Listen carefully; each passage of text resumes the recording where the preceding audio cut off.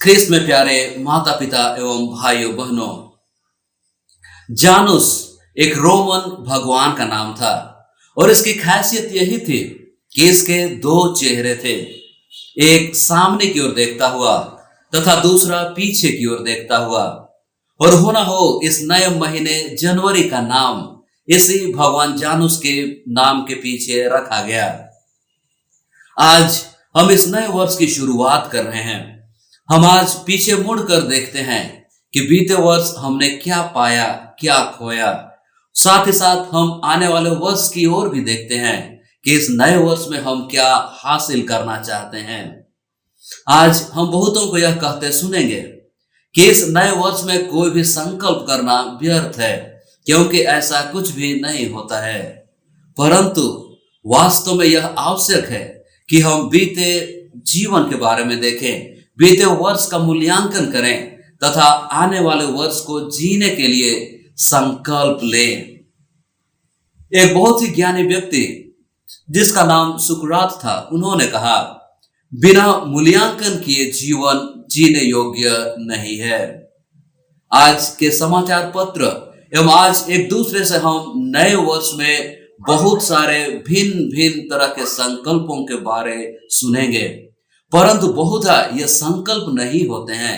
ये संकल्प मात्र हमारी चाह या मनोकामना नहीं है। संकल्प अर्थात हमारी चाह या मनोकामना की ओर बढ़ने में हमारे कदम।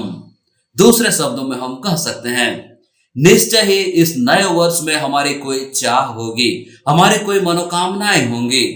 इस नए वर्ष में हमें संकल्प लेना है कि हम किस तरह से या तो कुछ करके या कुछ जो फिलहाल कर रहे हैं उन्हें छोड़कर उस मनोकामना तक पहुंच सकते हैं। और ये है संकल्प। अर्थात संकल्प और हमारी मनोकामनाएं अथवा चाहत में बहुत फर्क है। संकल्प हमारे मनोकामना की ओर बढ़ते कदम है। और आज आवश्यकता है कि जिस प्रकार माता मरियम, जिनका त्योहार आज हम मना रहे हैं, जो दृढ़ता पूर्वक अपने संकल्प पर अडिग रहे, हम भी उनकी मध्यस्थता द्वारा, ईश्वर के आशीष द्वारा जो संकल्प करने जा रहे हैं उन पर अडिग बने रहें। आज हम माता मरियम, ईश्वर की माता का त्योहार मना रहे हैं। माता मरियम ईश्वर के द्वारा अपने बेटे यीशु ख्रिस्त की माता बनने के लिए चुनी एवं तैयार की गई थी। माता मरियम के द्वारा ईश्वर यीशु ख्रिस्त को हमारे बीच भेजते हैं। आज का सुसमाचार माता मरियम को हमारे लिए ख्रिस्त में नए जीवन जीने के लिए एक आदर्श के रूप में प्रस्तुत करता है। और शायद यह ख्रिस्त में नया जीवन इस नए वर्ष में हमारी चाह हो सकती है। माता मरियम स्वयं को इस नए जीवन के काबिल बनाने के लिए अपनी ओर से भरपूर कोशिश करने का संकल्प करती है तथा उस संकल्प को वह पूरा भी करती है। उन्होंने क्या किया? जब चरवाहे गौशाले में बालक यीशु के दंडवत करने आए, तब उन्होंने बालक के बारे में उन सारी बातों को जैसे स्वर्गदूत ने उन्हें कहा था। आज का सुसमाचार माता मरियम को हमारे लिए ख्रिस्त में नए जीवन जीने के लिए एक आदर्श के रूप में प्रस्तुत करता है। और साथ ही ख्रिस्त में नया जीवन इस नए वर्ष में हमारी चाह हो सकती है। माता मरियम स्वयं को इस नए जीवन के काबिल बनाने के लिए अपनी ओर से पूरी कोशिश करने का संकल्प करती है तथा उस संकल्प को वह पूरा भी करती है। उन्होंने क्या किया? जब चरवाहे गौशाले में बालक यीशु के दंडवत करने आए, तब उन्होंने बालक के बारे में उन सारी बातों को जिसे स्वर्गदूत ने उन्हें बतलाया था उनके सामने रखते हैं। सुनने वाले सभी चकित रह जाते हैं, परंतु मरियम उन सारी बातों को अपने हृदय में संचित रखती हैं एवं उन पर वह विचार किया करती हैं। फिर जब मंदिर में माता मरियम एवं जोसेफ यीशु को ढूंढने जाते हैं, तब यीशु ख्रिस्त उनसे कहते हैं कि आप नहीं जानते कि मुझे अपने पिता के कार्यों को करना है। वे नाजरेत लौट जाते हैं और माता मरियम इन सारी बातों को अपने हृदय में संचित रखती है। माता मरियम ईश्वर के वचनों को बहुत ही महत्व दी। वह उनके वचनों को अपने दिल में संजोए रखी तथा उन पर वह मनन किया करती थी। माता मरियम निश्चय ही ईश्वर के द्वारा चुनी एवं पवित्र की गई थी, परंतु वह अपनी ओर से ये सभी करती हैं।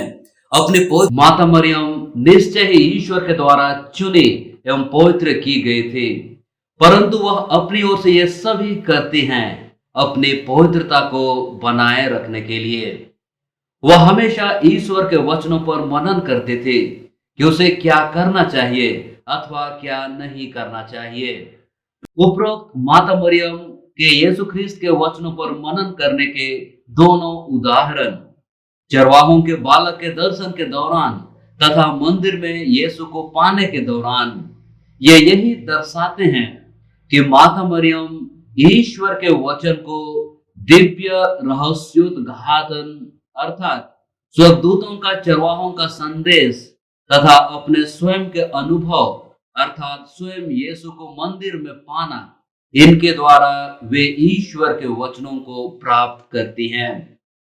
ठीक उसी तरह ईश्वर आज हमसे भी दिव्य रहस्योद्घाटन अर्थात बाइबल, कलीसिया के धार्मिक एवं नैतिक शिक्षा एवं अपने व्यक्तिगत अनुभव के द्वारा बातें करते हैं, अपने वचन हमें देते हैं।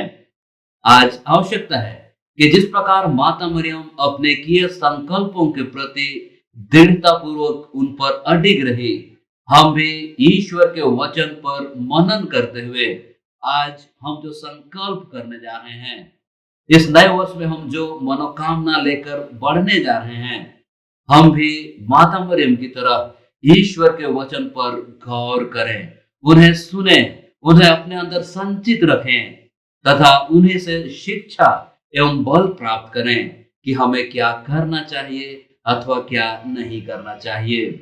ईश्वर हम सबों को आज के इस बड़े एवं शुभ दिन में अपनी आशीष एवं कृपाओं से भर दे। आपका नया जीवन ईश्वर के आनंद, प्रेम एवं शांति से भरा पूरा हो। सबों को जय यीशु और नव वर्ष की ढेर सारी शुभकामनाएं। आमीन।